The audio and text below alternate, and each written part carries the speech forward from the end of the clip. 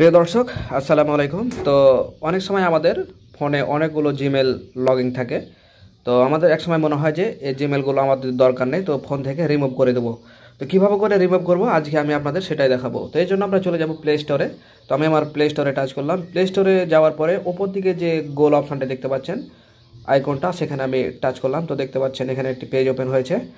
তো আমি এখন ডান দিকে যে এখানে একটা ইন্টারফেস দেখতে পাচ্ছেন, আমি এখানে টাচ করলাম। তো আপনারা এখানে টাচ করবেন। তারপর নিচ দিকে যদি আপনি নামেন তাহলে দেখতে পাবেন manage account on this device. তো আপনারা সে যা এখানে ট্যাপ করবেন, আমি সেখানে ট্যাপ করলাম।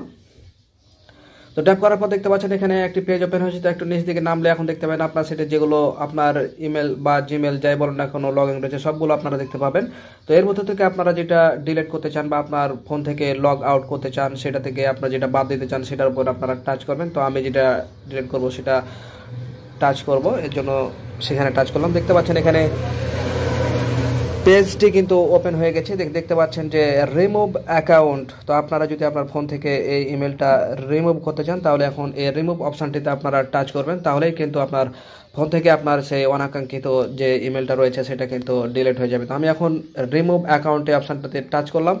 দেখতে পাচ্ছেন একটি আপনাকে মেসেজ করছি, আপনি কি সত্যি এটা রিমুভ করতে চান? তো আমি ইয়েস। তো আমি রিমুভ অ্যাকাউন্টে টাচ করলাম। দেখতে পাচ্ছেন এখন সে রিমুভ অ্যাকাউন্ট কিন্তু সেটা কিন্তু হয়ে যাবে। দেখতে পাচ্ছেন সেটা কিন্তু রিমুভ হয়ে গেল। এখন আরও যদি আপনি রিমুভ করতে চান তাহলে আরও যে করবেন, তো আমার আর দরকার নেই, তাই আমি আর করলাম না। তো দেখতে পাচ্ছেন এখন কিন্তু আর সেই ইমেলটা কিন্তু আমার এখন সেখানে নেই। তো এভাবে করে আপনার অনাকাঙ্ক্ষিত জিমেলটা আপনি অতি সহজেই রিমুভ করতে পারবেন। তো এই ছিল আজকের মতো। দেখা হবে পরবর্তীতে নতুন কোনো গুরুত্বপূর্ণ টপিক নিয়ে। সে পর্যন্ত সবাই ভালো থাকবেন। আল্লাহ হাফেজ।